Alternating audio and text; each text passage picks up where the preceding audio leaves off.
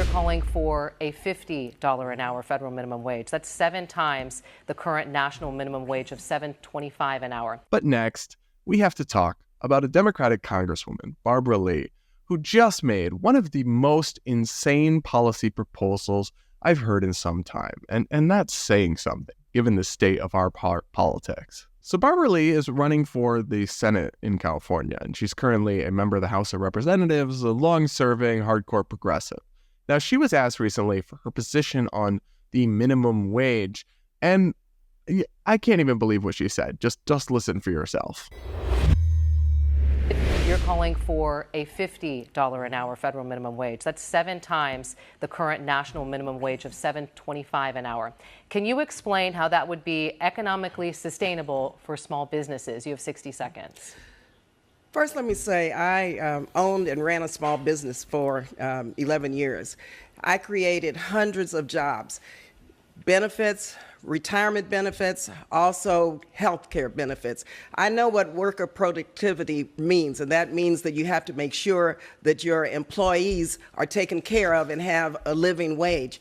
In the Bay Area, I believe it was the United Way, came out with a report that very recently, $127,000 for a family of 4 is just barely enough to get by. Another survey very recently, $104,000 for a family of 1, barely enough to get by. Low income because of the affordability crisis. And so just do the math. Just do the math. Of course, we have national minimum wages that we need to raise to a living wage. You're talking about $20, $25, fine. But I have got to be focused on what California needs and what the affordability factor is when we calculate this wage. So, in the spirit of being charitable, it seems like what she's saying is that the minimum wage should be $20 or $25 at the federal level, but then $50 specifically in California, where the cost of living. So maybe not quite a $50 minimum wage across the entire country, but at least in the state of California, at a much higher than the current minimum wage of $7.25 an hour at the federal level, of $20 or $25 an hour. This is, even taken on its own terms and in an intellectually charitable spirit, one of the most unhinged, extreme, and economically illiterate ideas I have ever heard in my time covering American politics.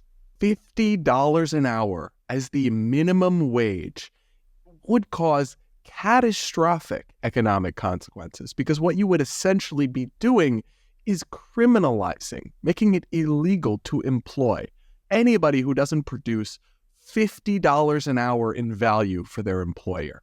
I hate to break it to you folks, but most of the people working in hourly jobs for $15 or $20 an hour, or whether it's at the gas station, whether it's at your local Subway, whether it's, at a retail, working the cash register, any of these things, they don't produce $50 an hour in revenue for their employer. Maybe they produce $20 an hour. So were you to actually succeed in enacting a $50 minimum wage, you would be pricing them out of the job market entirely, making it illegal to profitably employ them, which no company would unprofitably employ people into perpetuity. It's a company, it's not a charity or the government using our money. It would also, obviously, to whatever extent they still had to employ people, lead to much higher prices and only make this cost of living crisis that she's citing even worse. But I actually have a question for Barbara Lee and other proponents of increased minimum wage. Why not make it $1,000 an hour? Seriously, I'll wait. I've never heard them give a good answer to this question. Why not make the minimum wage $1,000 an hour? Because in order to explain why that's obviously not a good idea, you have to acknowledge the same realities, the economic realities and trade-offs that make a $20 or $15 or $50 minimum wage similarly counterproductive and not a good idea. It's particularly crazy to me that Barbara Lee can claim to have been a small businesswoman, and I have no idea if that's true, but let's say it's all true, and yet still not get this. She's either got to get it and just not care because she knows that people will like to hear this and that it probably won't become reality, so she's just willing to deceive them to try to earn votes or something, or she's truly untethered from basic economics and the reality of doing business and just has no idea about the reality of any of the things she's speaking about. I'm not actually sure which one is worse, but I'll leave it to you guys to decide that one and let me know in the comments.